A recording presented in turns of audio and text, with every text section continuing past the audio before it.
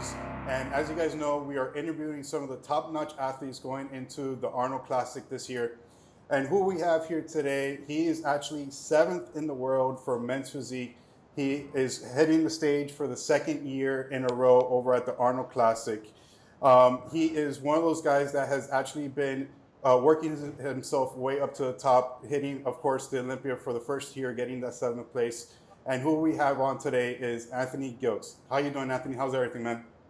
I'm doing great. Less than 3 weeks out of the Arnold, locked in, ready to go. And how are you feeling with the prep so far? I mean, you must be struggling for energy right about now. It just hit me just hard. My coach cut back a lot of the carbohydrates and like the cardio increase, but it's just now hitting hard. So let's dig in a little bit to your past. This is a common questions I've been asking a lot of the athletes is, we really want to know who you were before you even got into bodybuilding.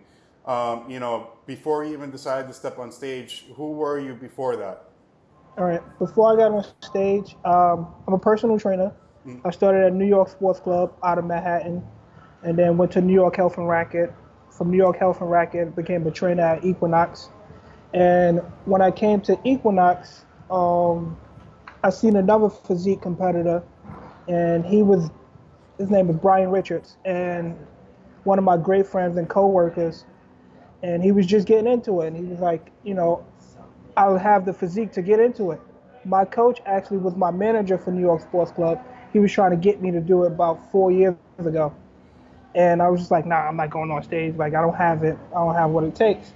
So my coworker was like, so you can't do it? And from there, I just led on a challenge. And Brooklyn Grand Prix was our first show. I won the novice. He won the overall. And from there, I think I went to the Mets, got second, and just been working hard from there. And in your background, you're a personal trainer and stuff like that. Yeah. Were you ever a part of sports or any kind of extracurricular that kind of led you into like personal training and to like building people's physiques and helping them lose weight and stuff like that? Not really. I played basketball just for the fun of it, played football just for the fun of it. But I did have a friend who was like twice my size, and when I started working out with him, it was just like the size came on and came on. We used to read bodybuilding magazines. As a kid, you want to be the Rodney Colemans, you want to be the Kai Greens, and you just following their routine. And the thing was, I was just eating what I want. Yeah. And once I started dialing in with diet, my body just formed in. Yeah, no, I remember when I was younger, like I would grab all my dad's bodybuilding magazines, look at Jay Cutler, look at Ronnie Coleman, like all the guys, Yeah. So like I always aspired to be like those guys. So like at 15, I started hitting the gym and everything like that. So it's cool. Like like if you didn't even grow up like that, a lot of people grew up like that in competition and really didn't get to, got into it because of that. They're like, yeah, I saw these guys on the magazine covers and I wanted to look like them. You know what I mean? Yeah. I just had started really bodybuilding about 5 years ago, and about 4 really strict on it. Cool. So it's really all new to me. So basically, as your experience, at the gym that you're at, you got into bodybuilding, you did your amateur shows, but now you got into your national run. So you did like 3 national shows before you actually got your pro card. By the way, you did NPC Nationals in 2017. I competed with you on that stage, by the way. Yeah. I was in class E.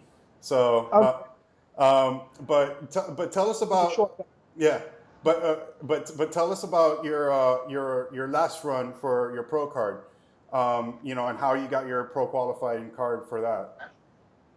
How I got my pro card. So the first national was, I believe, Team U, and it was so stacked in Team U because a bunch of the guys had just came from Chicago and doing junior nationals and just came right down, and it was like they was in a whole different league. Quincy, Dre, it was tough to see that my hard work is not that hard.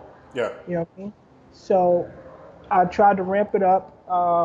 Talked to my coach, really locked in with him, and said, "Let's do Miami," because I'm a sore loser.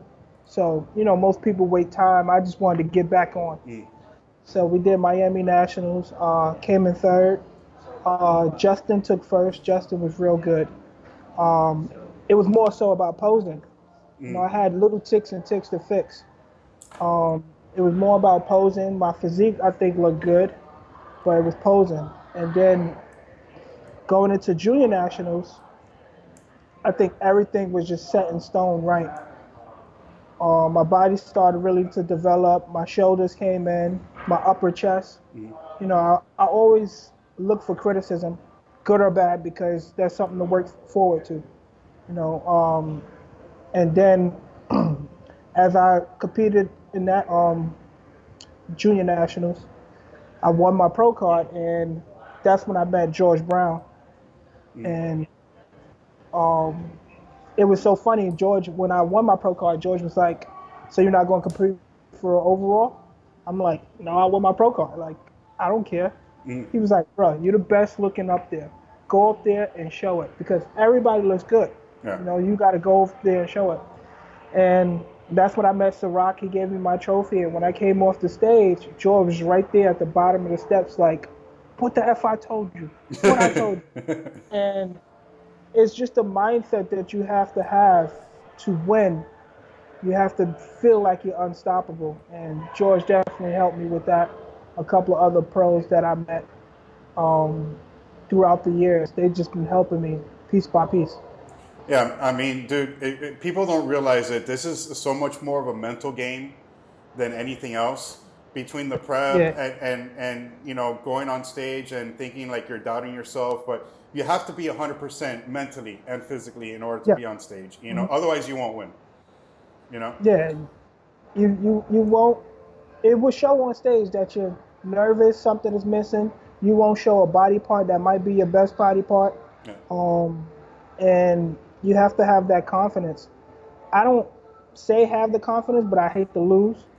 So at the same time, I know my hard work shows, and it's a lot of people who tell me like you're a lot better than you think you are, but I always gonna strive for better. Yeah. No, and you are because in your 2018 season, I saw you grow. I saw you hitting all these shows, right?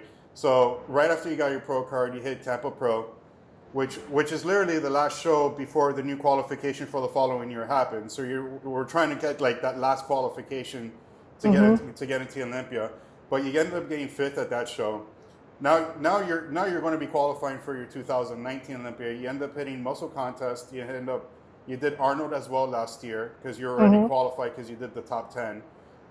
You did New York Pro, which you got second to Raymond. How was that? You went to the New York Pro for the first time and you got second to Raymond. Like, how did that Well, feel it being a was brand new actually pro? it was actually Chiron. Chiron won. You're won right. I take that It's back. You're okay. absolutely right. You got a second to Chiron because So with New York Pro, my body didn't like things was worrying me because it was my hometown. I was nervous to be in front of my friends and family. The body didn't develop like it wanted to. And 2 days before, a day before, my coach was like, "Hey, take a nap." And I swear, after I took that nap, my body just it jumped. it jumped like almost a 9 pound difference. And I was so happy just to be getting on stage with some of the best. Hmm. And New York, I wanted to represent. That's my hometown. But when I actually got second, it was still unreal to me. And another person who helped me out, Chiron, was right there. Just before getting on stage, I asked him, no, I was telling him the top 5 who I think is going to be out there. He said, "Will you pitch yourself out?" And I'm like, "I don't know." And then I come off stage, he said, "What I told you, Yeah. man, your hard work shows."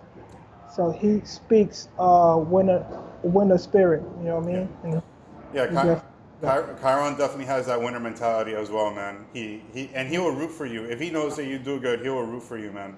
yeah, definitely. It's like Batman and Robin. He's Batman seeing me come in, and Robin, I want to be Batman, but I have my own set of skills, Yeah. and he just applauds it. And it's people like him, uh, George, Mike, who else? Andre Ferguson. Hmm. That you wouldn't really know that they're the top people, but they're always helping people out. You know what I mean? Yeah. So I definitely embraced that and took that to another level. So you got your second place at New York Pro. You end up going to Puerto Rico Pro, and you get third Hmm. place. But you get third place next to Andre and Fernando, which is the guys that you're going to be facing at the Arnold this year, Yeah, right? yeah. Now after that show, you go straight to Miami Muscle Beach, and you kill it at that show, and you win it. Hmm. So how was it when getting your first win as a pro? First win as a pro was like I belong. You know what I mean? Like this is you. You really belong here now, and you have to be undeniable because one little inch off, somebody else could have took your spot. Mhm. And that's when I ran into CJ.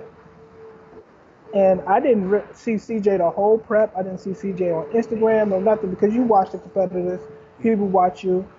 And until I seen him next to me, I'm like, oh my God, like this dude is crazy next to me. But I think I brought in my best package and um, I did everything I needed to do. George helped me with my posing that time. Um, and it was just, it was Leah. It was like a place of I belong here. Yeah. Now, after Miami Muscle Beach, you end up going to Olympia because you've already qualified on points in order to get there. And Hmm. again, it was your first time stepping on stage, and you were considered one of the top 7 in the world right now. As a rookie year, your full rookie year, going Hmm. into the Olympia, coming out 7th, how was that in your eyes? Oh, that was amazing. Like it was my birthday weekend, so I could have asked for a better birthday gift. Um, that's when I got the ultimate push from friends and family. Like they knew like this is something I wanted to do.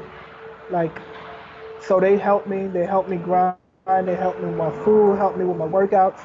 And some of my peers helped me with my workouts. And when I got on stage, when they actually showed the top 10, and I look around like I'm with George, I'm with Dre, I'm with Octavius, I'm with Chiron. I almost cried on stage. Yeah. Dre had to hold me up. Like it was unreal. That's cool, man. I mean, that has to be an amazing experience to be able to be on such a big stage, the biggest bodybuilding show of the world, and taking 7th.